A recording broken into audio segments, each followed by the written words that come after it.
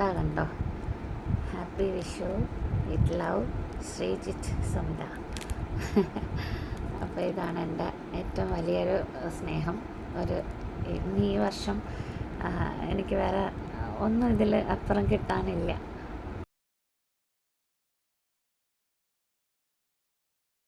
നമസ്കാരം, എല്ലാവർക്കും ഹാപ്പി വിഷു. ഈ വീഡിയോ ഞാൻ ഇടാൻ കുറച്ച് ഒന്ന് വൈകി പോകട്ടെ, എൻ്റെ അടുത്ത് പൊറുക്കണം. കാരണം ഇതൊരു എനിക്ക് സ്പെഷ്യലായിട്ടുള്ള ഒരു വീഡിയോ ആണ്. കാരണം എനിക്ക് തോന്നുന്നു എൻ്റെ ജീവിതത്തിൽ ഏറ്റവും ഒരു പ്രതീക്ഷിക്കാതെ കിട്ടുന്ന ഒരു കാര്യമാണ് ഈ ഒരു ദിവസം.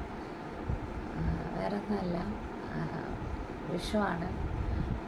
വിഷുവിന് എൻ്റെ ജീവിതത്തിൽ എനിക്ക് ഇതുപോലൊരു വിഷു കഴിഞ്ഞിട്ടും കിട്ടിയിട്ടില്ല. ഇത്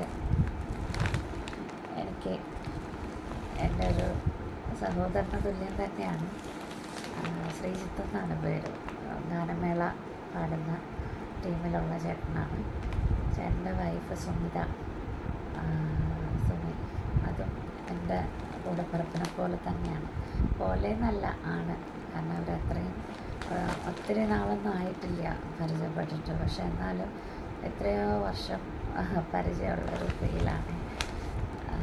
ഞാൻ അവർ തന്ന, അതായത് ഈ ഒരു സാധനം വെച്ചിട്ട് ഞാൻ ഉള്ള സ്ഥലത്ത് ഒത്തിരി ബുദ്ധിമുട്ടിയിട്ടാണ് എനിക്കിത് എന്നെക്കൊണ്ട് ഏൽപ്പിക്കാൻ. പക്ഷേ എനിക്ക് ചെറിയ വയ്യായിക കാര്യങ്ങളൊക്കെ ആയതുകൊണ്ട് ഞാൻ പോകാൻ പറ്റിയില്ല എനിക്ക്.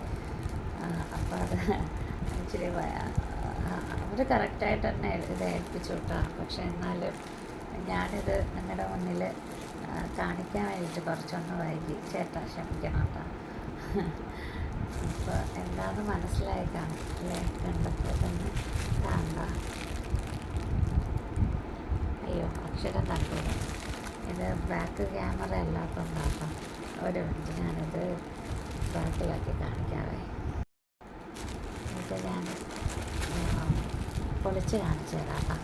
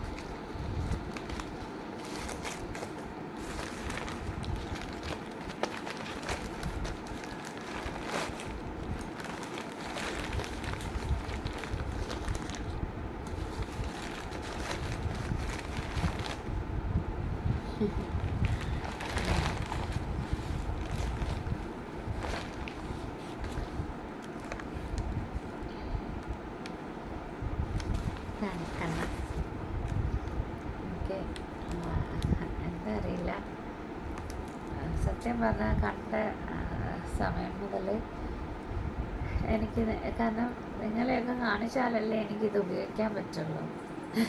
ഞാനിതുപോലെ എടുത്ത് എനിക്കിതെൻ്റെ കിടക്കയാണ്.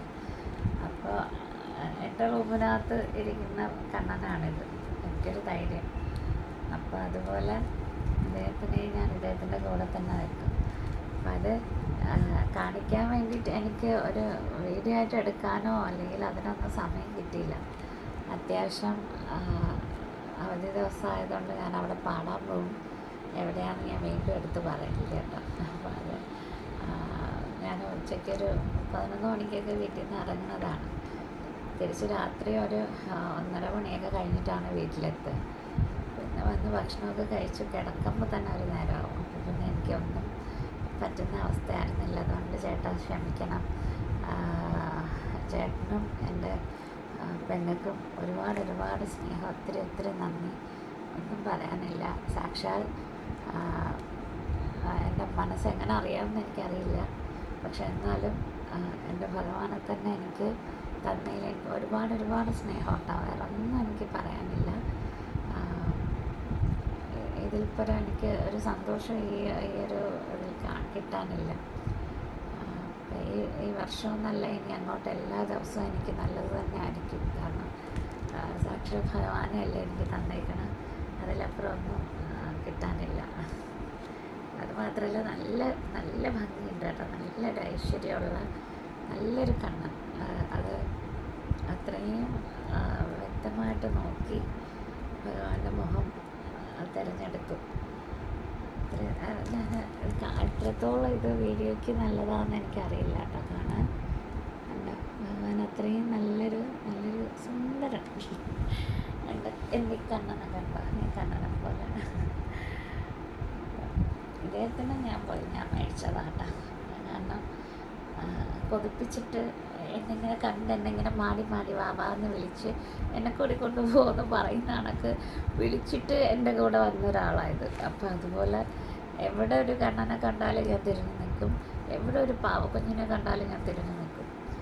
ഈ പ്രായത്തിൽ കിളവിയായി, അത് കുഴി പോകാറായി, എന്നാലും പാവക്കുഞ്ഞിൻ്റെ അടുത്തും കൃഷ്ണൻ്റെ അടുത്തും ഭയങ്കര സ്നേഹമാണ്. ഇപ്പോഴും അടുത്ത് വെച്ച് കിടക്കണ പാവക്കുഞ്ഞ് തന്നെയാണ്. പിന്നെ ഇപ്പം എനിക്ക് തുമ്പി ഒരു പഗ്ഗിന് ഗിഫ്റ്റായിട്ട് കിട്ടി ഈ 1-ാം തീയതി.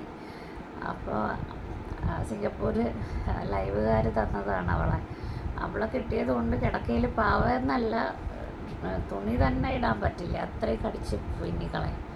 അപ്പോൾ അതുകൊണ്ട് ഞാൻ ഇച്ചിരി ഒന്ന് മാറ്റി വെച്ചേക്കണം. പക്ഷെ എന്നാലും എനിക്ക് ഏറ്റവും എൻ്റെ ജീവനായിട്ടുള്ള സാധനങ്ങളാണ് ഒന്ന് കണ്ണനും ഒന്ന് പാവയും. എൻ്റെ അടുത്ത് വെച്ച് കിടക്കണ പാവക്കുഞ്ഞിനെ കാണിച്ചു തരാവേ. കണ്ട്, ഇതാണ് അടുത്ത് വെച്ച് കിടക്കണ കുഞ്ഞാവ. അത്യാവശ്യം ദേഹം വലുതാട്ടോ. അസൽ കൈക്കുഞ്ഞല്ലേ. എൻ്റെ ഇത്രയുണ്ട് നീളം. എൻ്റെ കൈൻ്റെ ഒരു കൈ ഫുള്ളുണ്ട്. അത് എന്തൊക്കെയോ ഇട്ടാന്നുണ്ടോ, ഇതിനെയൊക്കെ കണ്ടാൽ ഞാൻ തിരിഞ്ഞു നിൽക്കും. അതാ ഈ പ്രായത്തിൽ. ഇത് ഒത്തിരി ഉണ്ട്. എൻ്റെ അലമാരയിലെ ഡ്രസ്സൊന്നും അല്ല, മൊത്തം പാവകളാണ്. വേറൊരു ദിവസം കാണിച്ചാലേ എല്ലാം കൂടെ എടുത്ത് എനിക്ക് വട്ടത്. അപ്പം ഇത് ഒന്നും കൂടി ഞാൻ പറയുന്നു, ശ്രീജിത്തേട്ടനും സുംജയ്ക്കും ഒരുപാട് സ്നേഹം, ഒത്തിരി നന്ദി. എൻ്റെ ഭഗവാൻ എനിക്ക് തന്നതിൽ എന്നും ദൈവം അനുഗ്രഹിക്കട്ടെ നിങ്ങളെ. കൃഷ്ണൻ്റെ അനുഗ്രഹം എന്നും ഉണ്ടാവട്ടെ.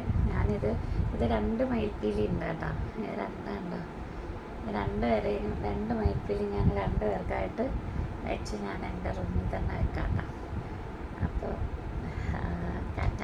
ഒരുപാട് ഇതാക്കി കഴിഞ്ഞാൽ നിങ്ങൾക്ക് തന്നെ അത് കാണാൻ പറ്റില്ല. അതുകൊണ്ട് എല്ലാവർക്കും വീണ്ടും നന്ദി. എൻ്റെ ചേട്ടനും ചേച്ചിക്ക് വേണ്ടിയിട്ട് പ്രാർത്ഥിക്കുക. ഞാനും എന്നും നിങ്ങളുടെ ആരോഗ്യത്തിനും സൗഖ്യത്തിനും സന്തോഷത്തിനും വേണ്ടിയിട്ട് മനസ്സൊരുക്കി പ്രാർത്ഥിക്കണം. വേറെ ഒന്നുമില്ല, നന്നായിരിക്കട്ടെ. ഞങ്ങൾക്ക് വിശേഷങ്ങളൊന്നുമില്ല, എല്ലാവരും സുഖമായിട്ടിരിക്കുക. എൻ്റെ സഹോദരങ്ങൾക്ക് എല്ലാവർക്കും നന്മ ഉണ്ടാവട്ടെ. നല്ലൊരു വിഷു ആശംസിക്കുന്നു. വിഷു എന്നല്ല, ഇപ്പം എന്നെ സംബന്ധിച്ച് എനിക്ക് പ്രത്യേക ദിവസം എന്നൊന്നുമില്ല. ഇപ്പോൾ കുറേ വർഷം കൊണ്ട് അതെല്ലാവർക്കും അറിയാം. കാരണം ഞാൻ ഒരു ഓണത്തിനോ വിഷുവിനോ ഒരു ക്രിസ്മസിനോ ന്യൂ ഇയറിനോ ഒന്നും ഞാൻ പ്രത്യേകമായിട്ടൊരു പാട്ടിടോ ഒരു വീഡിയോ ഇടോ ഒന്നും ഞാൻ ചെയ്തിട്ടില്ല. കാരണം എനിക്ക് അങ്ങനെ പ്രത്യേകതയൊന്നുമില്ല ഒരു ദിവസത്തിനും. എന്നാണോ എൻ്റെ കയ്യിൽ എൻ്റെ ഈ ഭഗവാനെ കിട്ടിയത്, അതെൻ്റെ ഒരു പുതിയൊരു ജീവിതമായിട്ട് ഞാൻ കണക്കാക്കുന്നു. കാരണം ഭഗവാനെ കിട്ടണേലും വലുതൊന്നും കിട്ടാനില്ല എനിക്ക്. അപ്പോൾ അത് എൻ്റെ ജീവിതത്തിൽ എനിക്ക് ഏറ്റവും വലിയ നന്മകൾ ഉണ്ടാക്കിത്തരും എന്ന് തന്നെയാണ് ഞാൻ വിശ്വസിക്കുന്നത്. ഇതുവരെ എനിക്ക് നന്മ തന്നിട്ടുള്ളൂ. പിന്നെ ഞാൻ അനുഭവിച്ച കുറേ വേദനകൾ എല്ലാവർക്കും അറിയാം. അതൊന്നും സാരമില്ല. അതൊക്കെ എൻ്റെ വീട്ടിൽ എനിക്കല്ലേ തന്നത്. അത് ഞാൻ താങ്ങാനുള്ള ആ മനഃശേഷിയും അതിനെക്കാട്ടും ഏറ്റവും വലിയ ഒരു ഗിഫ്റ്റ് എൻ്റെ പാട്ട്. അതിൽ കൂടുതൽ എനിക്കൊന്നും കിട്ടാനില്ല. അപ്പോൾ എനിക്ക് എത്ര വലിയ രോഗം കിട്ടിയെങ്കിലും അതിൻ്റെ അപ്പുറം ഏറ്റവും വലിയൊരു കാര്യം എൻ്റെ പാട്ട് തന്നെയാണ്. എൻ്റെ ശബ്ദവും എനിക്ക് തന്ന ഈ ഒരു കഴിവും തന്നെയാണ്. അതെൻ്റെ എല്ലാ ദുഃഖത്തിനെയും മായ്ച്ചു കളയുന്ന ഒരു വലിയ മരുന്നാണ്. ആ മരുന്ന് എത്ര എനിക്ക് പൈസ ഇല്ലയെന്ന് പറഞ്ഞാലും ആർക്കും എന്നിൽ നിന്ന് തട്ടിയെടുക്കാൻ പറ്റുന്നൊരു കാര്യമല്ല എൻ്റെ പാട്ട്. അപ്പോൾ അത് ഭഗവാൻ എനിക്ക് അറിഞ്ഞു തന്ന വലിയൊരു മരുന്നാണ്. അപ്പോൾ അതിൽ പരം എനിക്കൊന്നും ഈ ജന്മം കിട്ടാനില്ല. അപ്പോൾ ആ വേദനകളൊക്കെ എനിക്ക് സഹിക്കാവുന്നേ ഉള്ളൂ. അത് നോക്കിക്കഴിഞ്ഞാൽ വേറെ ഒരു വിഷമങ്ങളും വേദനയും എൻ്റെ ഈ പ്രായം വരെ എൻ്റെ ജീവിതത്തിന് എനിക്ക് വേറെ ഒന്നുമില്ല. എന്നും ഞാൻ ഇതുപോലെ നിങ്ങളുടെ മുന്നിൽ ചിരിച്ച് സന്തോഷിച്ച് വരാൻ തന്നെയാണ് എൻ്റെ ആഗ്രഹവും ഇഷ്ടവും. മാക്സിമം എൻ്റെ വേദന ഒരു 100% ഉണ്ടെങ്കിൽ അതിലൊരു 2% ഞാനത് പുറമേ കാണിക്കാറുള്ളൂ. അത് ഒരുപാട് സഹിക്കാൻ പറ്റാത്ത വേദനയൊക്കെ ആണെങ്കിൽ ഞാനത് കാണിക്കാറുള്ളൂ. അല്ലാത്ത ഫുൾ ടൈം ഞാൻ ചിരി തന്നെയാണ്. എൻ്റെ ചിരി പോയിട്ടുള്ളൊരു ഒരു സമയം എനിക്കില്ല. അപ്പോൾ അത്രയും ഭഗവാന്റെ ഒരു അനുഗ്രഹം എനിക്കുള്ള ഒരാളാണ് ഞാൻ. അത് നിങ്ങളിൽ പലരും എൻ്റെ അടുത്ത് എപ്പോഴും പറയുന്ന കാര്യമാണ്. അതുകൊണ്ട് ഞാൻ ഹാപ്പിയാണ്. ഇനി അങ്ങോട്ട് സന്തോഷമായിട്ടിരിക്കും. ഭഗവാനെ കണ്ടു കഴിയുമ്പോൾ എനിക്ക് അങ്ങോട്ട് പൊട്ടിപ്പോകട്ടോ. എനിക്ക് എൻ്റെ കൺട്രോൾ വിട്ടു. അത് സങ്കടം കൊണ്ടൊന്നും അല്ല, ആ മുഖത്തിൻ്റെ ഭംഗിയും ആ സൗന്ദര്യവും ഒക്കെ കാണുമ്പോൾ ഞാനങ്ങ് അലിഞ്ഞു പോണതാട്ടാ, അല്ലാണ്ട് സങ്കടം കൊണ്ടൊന്നും അല്ല. അപ്പോൾ എല്ലാവർക്കും ഗുഡ് നൈറ്റ്. ഗുഡ് നൈറ്റ് എന്ന് പറയുന്നത് ഇപ്പോൾ രാവിലെ അല്ല കേട്ടോ. അപ്പോൾ അതുകൊണ്ടാണ് ഞാൻ പെട്ടെന്ന് അങ്ങനെ വന്ന് കിട്ടുന്ന സമയത്ത് ഞാൻ പെട്ടെന്ന് എടുത്ത ഒരു വീഡിയോ ആണ്.